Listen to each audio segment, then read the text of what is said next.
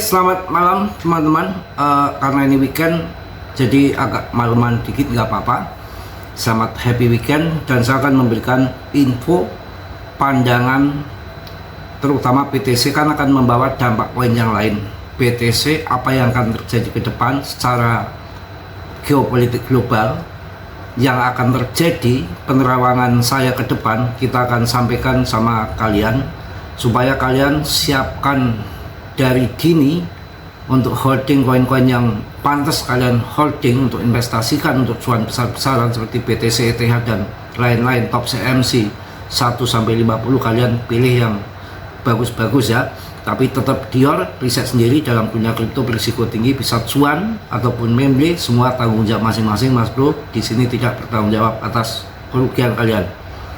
Oke, supaya nggak jenuh sambil saya memberikan info kalian sedikit, saya kasih video yang sebelah bahwa 15 menit dari tempat mas bro itu banyak wisata-wisata yang asik-asik. Jadi ke utara dikit sudah 15 menit laut, ke selatan sedikit danau, pegunungan, gunung-gunung di situ banyak. Jadi sangat strategis di sini.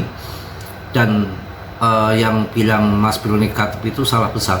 Saya di YouTube itu pun udah cukup sibuk, belum ngurus rumah sendiri, cari makan sendiri, ngurus apa-apa sendiri. Jadi ya belum, paling nggak 3 hari sekali atau seminggu sekali, atau seminggu 2 kali juga saya nengok showroom juga.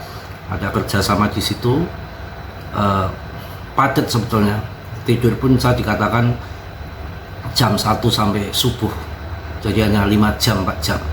Oke, langsung akan saya bahas mengenai apa yang akan terjadi ke depan. Ada 9 katalis yang berpotensi mendorong Bitcoin akan tembus harga tertinggi baru.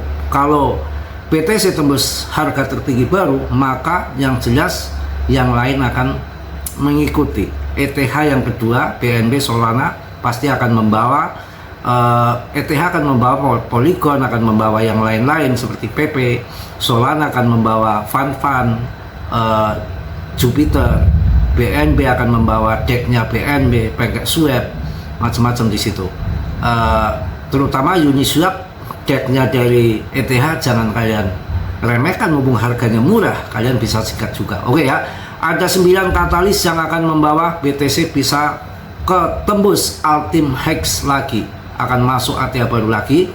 Salah satu analis menilai bahwa gelombang percetakan uang besar-besaran oleh pemerintah hanya tinggal menunggu waktu saja. Dalam konteks cryptocurrency, kondisi ini berpotensi menjadi katalis utama selain clarity aset yang akan mendorong kenaikan harga aset digital secara ugal-ugalan. Ya, kita bahas lanjut.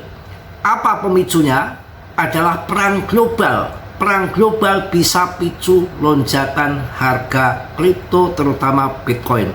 Konflik, ini kita bicara geopolitik ya, agak menengah dikit ya, bukan hanya itu agak menengah dikit. Kalian dalami omongan saya, bukan berarti Mas Bro itu nggak bisa ya, tapi kita melihat orang-orang yang IQ-nya rendah, yang maaf saya juga sama ya, supaya bisa mudah dimengerti, itu aja. Oke, perang global bisa picu lonjakan Bitcoin. Konflik geopolitik berskala besar menjadi salah satu pemicu utama yang dapat mendorong pemerintah meningkatkan belanja secara gratis. Kita melihat jauh ke depan, makanya siapkan koin-koin kalian.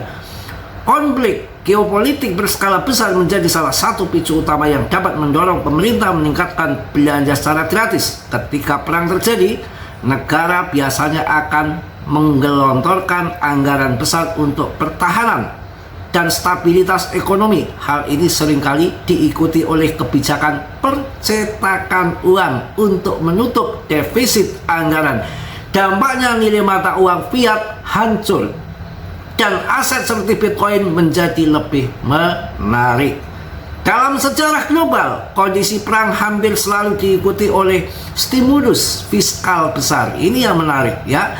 Dalam sejarah ekonomi global, kondisi perang hampir selalu diikuti oleh stimulus fiskal besar-besaran. Hal ini menciptakan tekanan inflasi yang signifikan dalam jangka menengah hingga panjang. Investor cenderung mencari aset lindung nilai seperti kripto dan cryptocurrency untuk menjaga daya beli. Oleh karena itu, eskalasi konflik global berpotensi menjadi katalis kuat bagi lonjakan harga Bitcoin. Makanya jangan lihat sekarang dulu, kita lihat ke depan, beli saat murah, jual nanti saat mahal. AI bisa hancurkan lapangan kerja. Perkembangan kecerdasan buatan ataupun AI diperkirakan akan menggantikan banyak pekerjaan dalam waktu relatif singkat. Ketika pengangguran meningkat gratis, pemerintah akan menghadapi tekanan sosial dan ekonomi yang besar. Salah satu solusi yang mungkin diambil adalah penerapan universal basic income ataupun program bantuan besar-besaran. Kebijakan ini membutuhkan dana yang sangat besar. Ya, AI. Mas Bro kan bikin video satu untuk hiburan saja. Ya, sebetulnya kalau lagu-lagu yang pakai AI, sudah musiknya dangdut bisa, langsung dibikinkan lirik lagunya macam-macam di sana pakai AI. Cepet banget, kita bikin 10 lagu dalam waktu singkat, hitungan menit.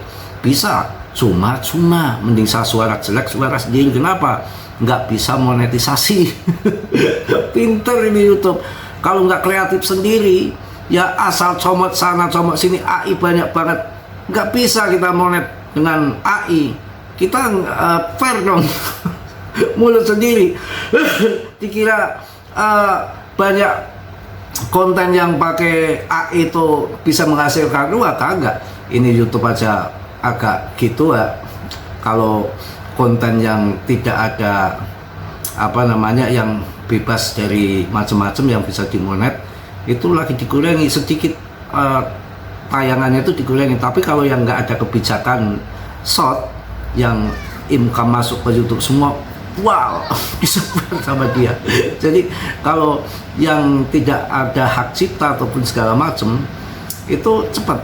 Tapi kalau yang disebar itu gitulah pokoknya, lagi agak jelek kalau orang Jawa ya. Untuk membiayai program tersebut, pemerintah kemungkinan akan mencetak uang dalam jumlah signifikan. Kondisi ini akan meningkatkan likuiditas di pasar dan mendorong inflasi. Dalam situasi seperti ini, aset kripto seperti BTC seringkali menjadi pilihan alternatif bagi investor. Hal itu karena sifatnya yang terbatas dan tidak dapat dicetak seperti uang fiat. Paham ya? Krisis anggaran negara. Beberapa negara bagian atau wilayah sudah mulai menunjukkan tanda-tanda tekanan fiskal yang serius. Ketika pengeluaran jauh melebihi pendapatan, risiko kebangkrutan meningkat. Dalam kondisi ekstrim, pemerintah pusat harus turun tangan memberikan bailout. Prosesnya ini biasanya melibatkan pencetakan uang tambahan besar-besaran. Wow. Krisis anggaran semacam ini dapat menciptakan ketidakpastian ekonomi yang luas. Investor akan mencari aset yang lebih aman untuk melindungi nilai kekayaan mereka. Cryptocurrency, khususnya BTC, sering dianggap sebagai alternatif yang menarik. Oleh karena itu, krisis fiskal dapat menjadi pemicu kenaikan harga kripto. Ancaman kebangkrutan dana pensiun. Banyak sistem dana pensiun menghadapi tekanan karena kewajiban yang besar dan hasil investasi yang tidak mencukupi. Jika sistem ini gagal memenuhi kewajibannya, pemerintah kemungkinan harus turun tangan. Intervensi ini biasanya membutuhkan dana besar. Dalam banyak kasus, pencetakan uang menjadi solusi yang dipilih. Pencetakan kembali. Kondisi ini dapat meningkatkan jumlah uang beredar secara signifikan. Dampak adalah potensi inflasi yang lebih tinggi di masa depan. Investor kemudian beralih ke aset yang suplai terbatas seperti BTC. Hal ini menjadikan krisis dana pensiun sebagai salah satu katalis penting dalam pasar kripto. Kemudian krisis perbankan regional. Krisis perbankan seperti yang terjadi pada Silicon Bank ya, pernah ya, kita ingat nggak ya, dapat kembali terulang dalam skala lebih besar. Gila, ini kalau ingat Silicon Bank kayak apa yang terjadi ya, banyak kembali terulang, bisa Silicon Bank ini bisa terjadi terulang kembali dalam skala yang besar. Jika kepercayaan terhadap sistem perbankan menurun, pemerintah akan melakukan intervensi besar bailout dan stimulus likuidasi menjadi langkah umum yang diambil. Hal ini sering kali melibatkan pencetakan uang. Ketika sistem keuangan tergoncang, investor mencari alternatif di luar sistem tradisional. Cryptocurrency menjadi salah satu pilihan karena sifatnya yang terdesentralis.